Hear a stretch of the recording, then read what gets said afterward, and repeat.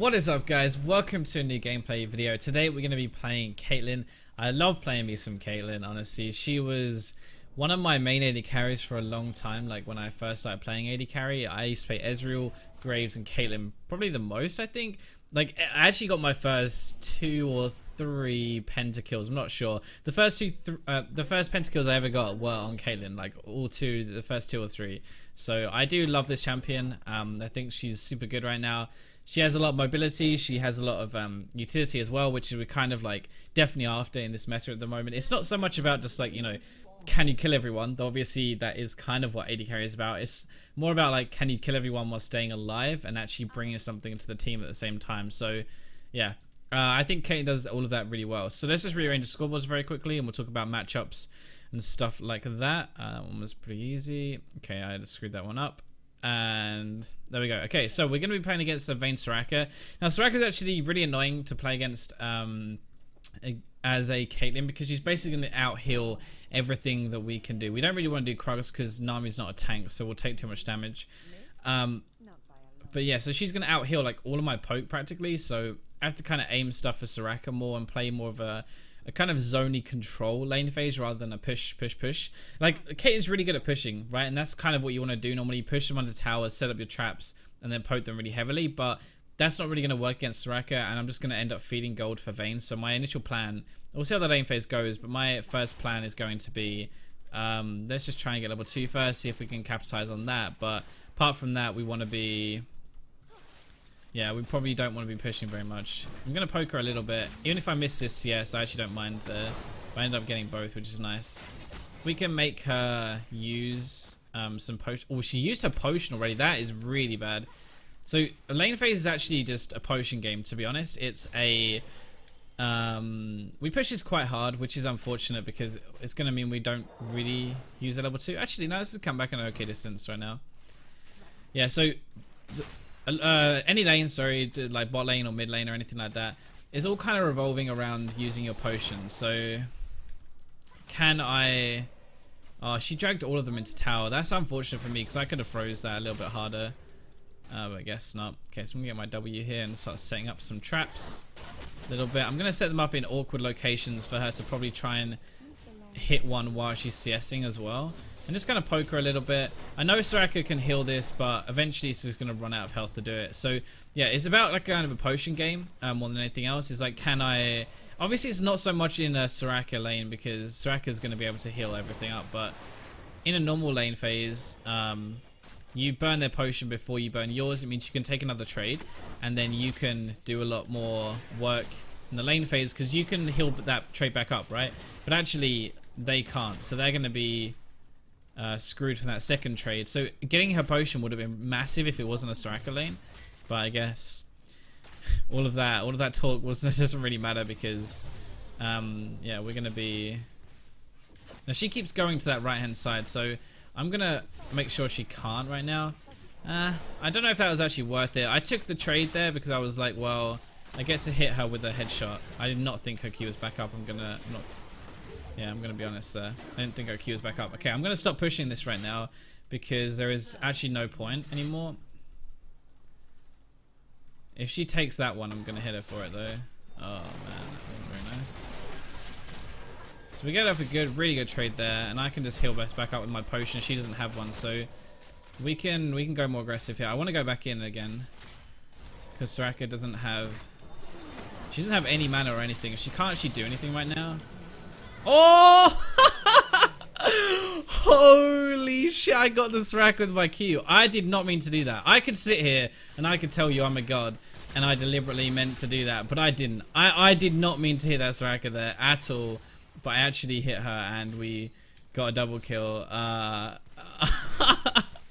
Okay, well, this is base. That went better than expected. But yeah, okay, so... Well, that's kind of shifted the lane phase in its head a little bit because now we can get a BF sword, which is great. Get a couple of potions, which is always a really good idea against the Soraka lane anyway. Like, she has natural sustain, so if you want to trade at all or have anything like that, you're going to need some health potions there. And then Yeah, we'll max out W first, most likely, and then actually what we'll probably do is we'll probably put a second point to our Q, have 2 and 2, and then we'll max out traps out. We'll see how this goes. But having some Q damage is a really good way of balancing the lane phase a bit more. You get some wave clear as well. Though I don't really need wave clear against... this is like high plat. This is like, no, so this is like high gold or low plat, and she just executed. Alright, well... yeah, having wave clear against his lane is not particularly important, so maybe actually I'll just max my traps. Runes masteries, by the way, are in the description, but we are running very standard stuff. We're running 18-12 with Fervor Battle. Fervor is just exceptionally good against on a Caitlyn because you're an auto-attacking based champion. Also with Runins, remember every time you get a Runins, you kind of want to be taking Fervor because Fervor applies on all 3 of the bolts. So always a really good idea. Let's Q down the wave here to thin the wave out a little bit so it doesn't push into our tower. And then yeah, runes, we're going to be running AD reds, attack speed, quints, armor yellows, and magic resist. Whoa, that was pretty decent. I'm going to aim for the Soraka here. If I was a bit closer... Oh, that was close. So I had to... I'm going to put a trap down here and hopefully trap him. Yep, there we go. That's why. Look at this, look at this, though. Look at this. Put a trap on this thing. If I don't kill him, I don't think I can kill him in time. That's great. I don't think I could have... maybe I could have killed him if I was pushed to do it, but I had no pressure there. I didn't need to take extra damage. I could have just put the trap down on his passive, and he's going to revive and instantly get headshot. I put an extra point in my W as well, which means it takes even more damage. Pretty ridiculous, to be honest.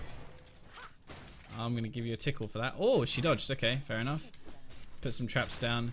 So having traps like that is actually a really effective way of dealing with like aggression and stuff as well. But anyway, so rune is just 80 reds, armor yellows, magic resist blues, and attack speed quints. Very, very standard stuff. We'll go for this Soraka actually. I think she's a bit out of position there. Okay, we've got a flash. That's nice. Fair enough. That's 7-10 on her flash. I'll time that in a minute.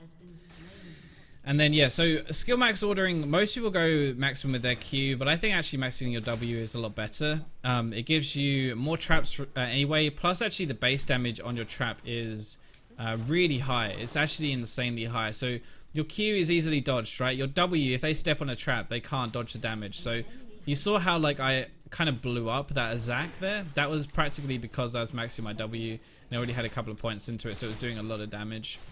A couple of things to bear in mind as well though is it has a very good AD scaling on your W as well as that. You get the headshot, which is obviously very effective. I think they might base. We're going to push this really hard. Even if I miss some CS here, let's just get this into tower. Oh, she didn't base. Oh no, she might base, but yeah, she based, but I was too slow. Fair enough. Yeah, fair enough.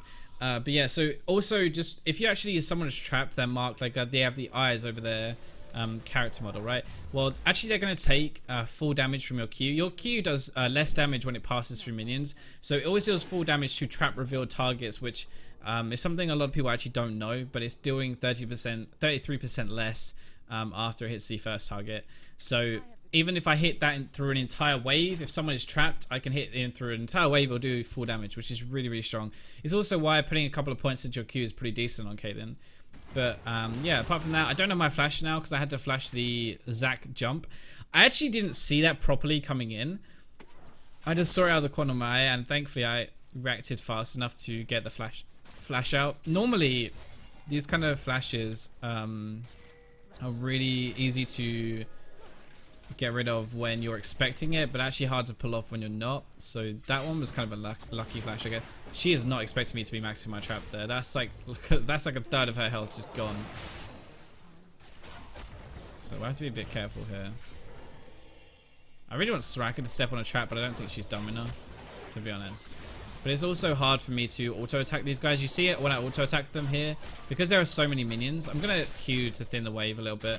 Because there are so many minions, they're all aggroing onto me right now. And it's actually making it very difficult to fight them. And now it's okay, but... I don't know what they're pinging at right now, so I'm going to be a bit more careful. Because this ward is fine and everything, but it's not really giving us too much. Let's set up a trap line here. This will keep them pinned into their stuff a bit more. Oh god.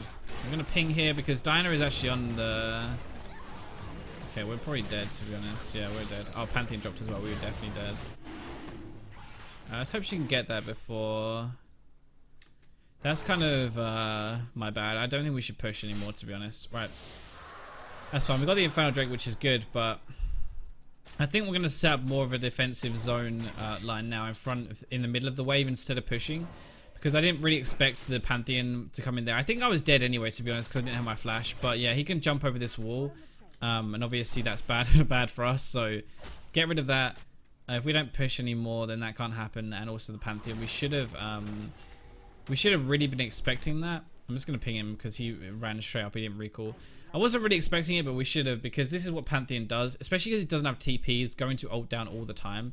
The only good thing really was don't push my wave, please. Don't push my wave. I want to freeze it. I don't want to...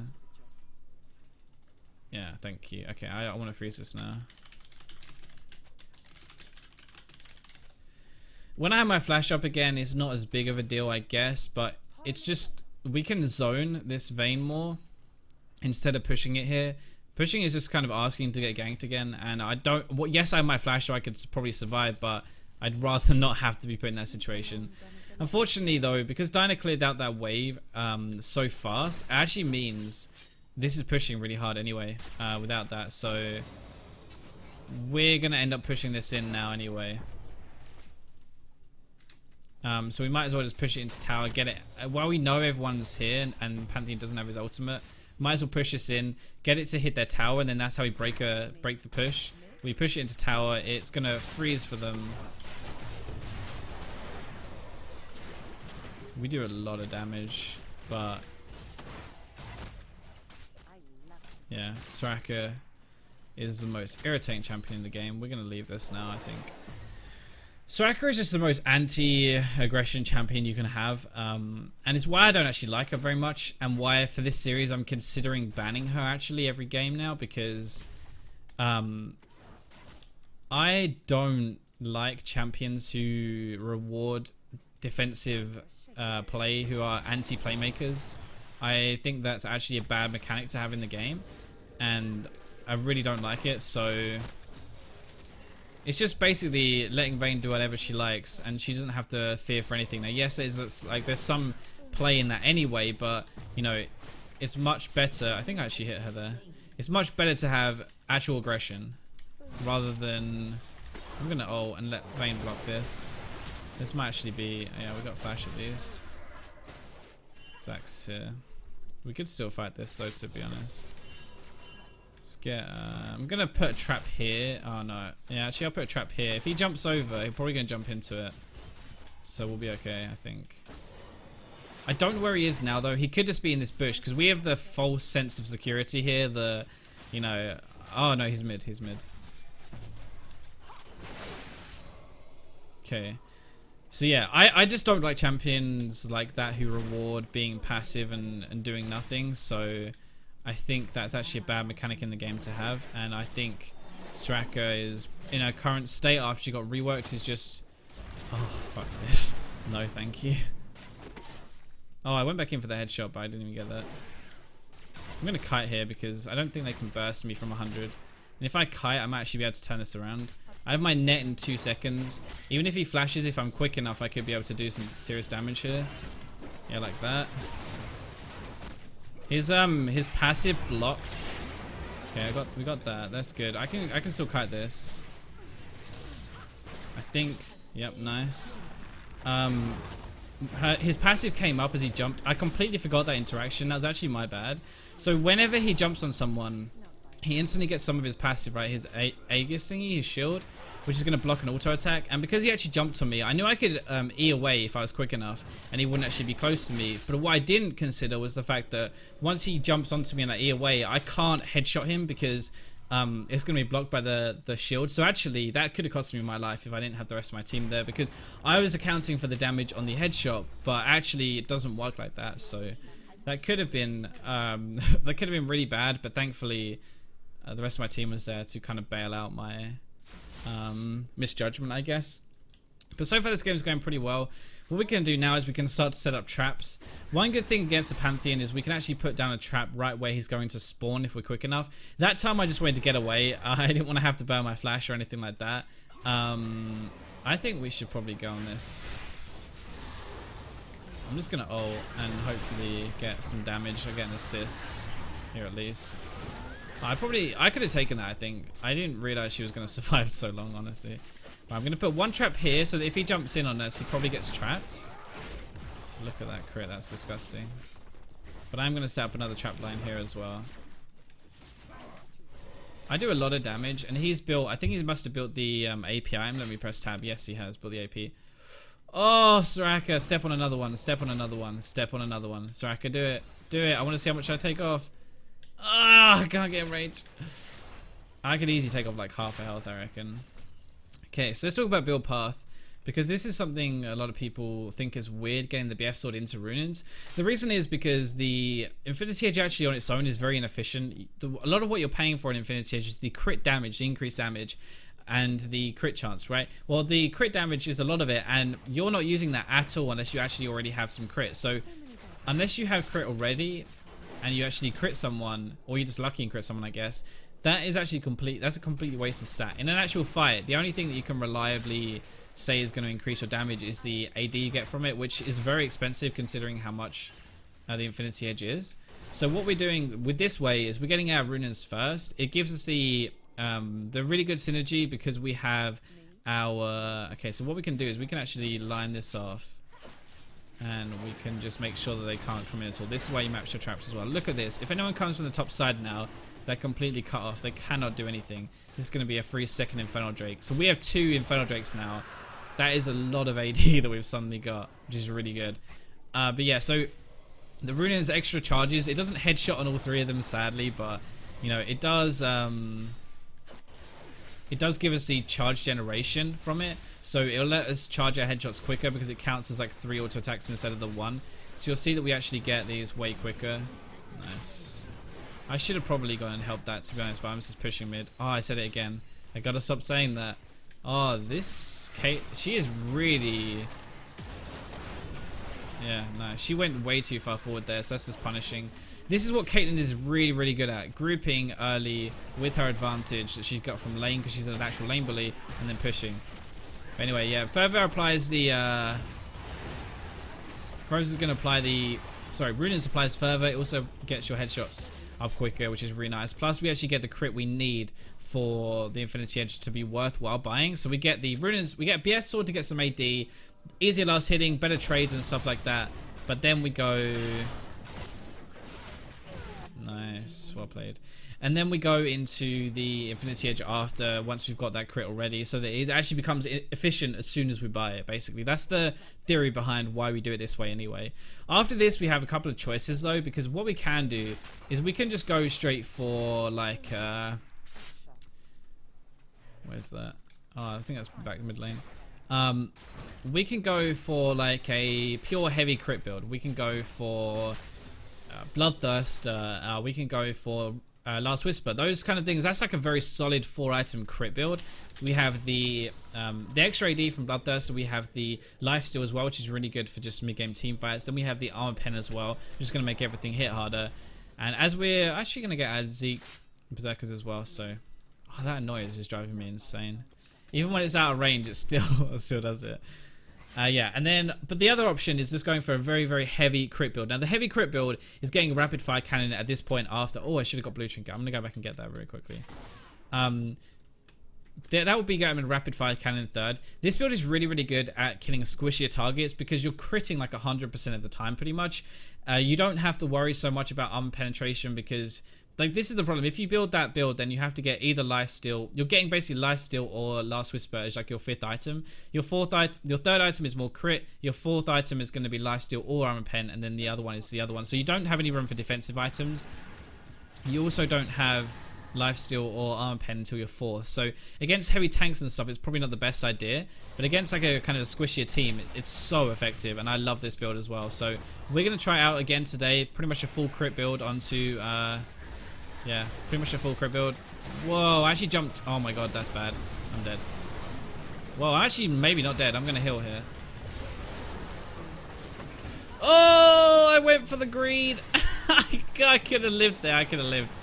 I actually could have lived if I'd have seen the Pantheon come in and trapped him for one on his ultimate. We could have just blown him up, but I went for the Soraka kill. The greed, boys, the greed, and punished.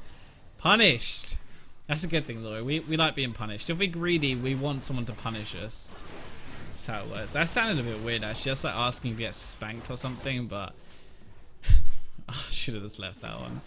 Alright, well anyway, so we're doing pretty well this game. We've got a decent lead. We farmed pretty well. The lane phase went decently as well, so now we're just trying to... Oh, she's going for an Infinity Edge first build. That's pretty ham, to be honest. Considering you're losing already, I don't know if that's the best option. But playing Vayne into Vlad and Diana is like so horrible anyway, because Vayne's very weak to AoE damage. Any auto-attacking champion is really weak to AoE damage, like a Draven, for example, as well, because... you have to be close to do any damage. I know it sounds really weird, but like Caitlyn, I think I've got a couple of kills today, this game, with just using my ult. I can't really do that with anyone else. So like my trap is increased range, my Q is increased range, my net is safety as well. So all of these things lets me do damage from further away. Oh, they're going for Baron, that's bad. All of these things let me do damage from further away, but oh, no, we shouldn't have based there. I'm pretty sure they're doing it further away, but with a Vayne or something like that, they can't actually do it. Nice, good TP, Vlad, good TP. We need him to get in there right now if he's going to go. I'm going to try and get the Soraka out of the fight.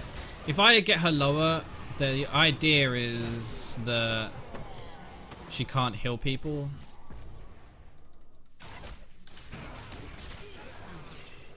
Okay, again, we played that better this time. I don't think I can actually catch her, so I'm probably going to leave it. Yeah, I think I'm going to leave that. I don't want to run into anyone else. I don't think anyone else is there to really run into, but just in case I get like Silence Field or something. And yeah, we could turn onto the Baron as well. That's a very good TP by... He actually saved that. If he didn't TP there, he would have. We would have lost it. So that was really good. It was a shame Cassiopeia didn't go, because I think with Cass they would have been able to take that. So I'm not sure why they didn't do that, but that was fine. That's also why you don't necessarily want to use your E aggressively many times, because a lot of people there would have dived forward with their E to try and chase people, and that's one of the worst things you can really do unless you're 100% guaranteed that you're going to go in and you're just going to kill them with auto attacks, because you don't have a lot of burst damage. A lot of like your damage is very patient. It's like, you know, consistent damage with your Q, your trap. I don't know why I did that, because that doesn't work on Dragon. But, you know, whatever. If the dream, that would make Caitlyn overpowered if that happened. Yeah, I got rapid fire now. I'm gonna go back very quickly. Yeah, that. Oh no, I don't have rapid fire. I forgot. That doesn't give gold. Oh, that was really close. I can't remember what I was saying, honestly. But yeah. Okay, so now we just need to push towers. This game's pretty much in the bag for us at the moment. We have good push. We have a Caitlyn to siege. Let's get these traps set up. I'm gonna angle them like this so that it makes it very hard to get through, and also gives them even less room to maneuver with here. If someone steps in this trap, oh, did you see that? She's like 75% of her health is just gone. Vayne, I can see you, mate. Oh, Zach, why don't you let her die? Come on, now doing good. Yeah. Oh, big boy. That's a big boy flash. Oh, the crit though. No, Pantheon, no, don't do it. Don't do it, Pant. Oh, that was not cool. That really wasn't cool. I think Zach's passive actually rezzed on a trap right there, even though I didn't mean for that to obviously happen. I think that might be game. That was really close. Pantheon almost just nailed me right there. That was a really good ult by Cassiopeia though. If her team wasn't as far behind, that would have been enough to win that fight, I think, to be honest. I almost said it. I almost said I caught myself. But yeah, so I've pretty much wrapped up this game, I think. There's quite a controlled game, which I'm happy with. I think, even though it looked like a bit of a stomp, but actually I think it was just very methodical and very clean, which is what we want to see more. I know this like chaos style, which could end up losing us the game and stuff. You know, it's more of a You know, more of this controlled. I got an S minus, nice. More of the controlled style where, you know, we just very patiently win. We don't take too many risks. We don't overstep too much. We made a mistake early in the lane phase, but we fixed our play and we adjusted for it. It didn't happen again, which is a good thing. So yeah, damage down pretty well. Pretty good for us, Vlad. And Trundle did 2,800. He was just a meat shield that game, but that was all he really needed to be. Most gold as well, so that's pretty good. So yeah, I hope you guys enjoyed this video. I know a lot of you have been wanting me to play Caitlyn. The further up the ladder I get, the more I refine my champion pull down. But while I'm still like at these ranks right now, I can play other things as well. So like Caitlyn would be one of my more main champions, I think. Like Caitlyn, Ezreal, Lucian, Jhin. Trying to think if there's another one. Maybe Tristana, Jinx. These guys are ones that I'm very comfortable on, and when I get closer to Diamond, I'm probably gonna play more of because it's like harder, I think, to play stuff you're not as comfortable on, especially when you're recording and stuff as well. But yeah, for now I can play other stuff. So leave your suggestions, let me know what you think of the game, and yeah, I'll catch you guys tomorrow.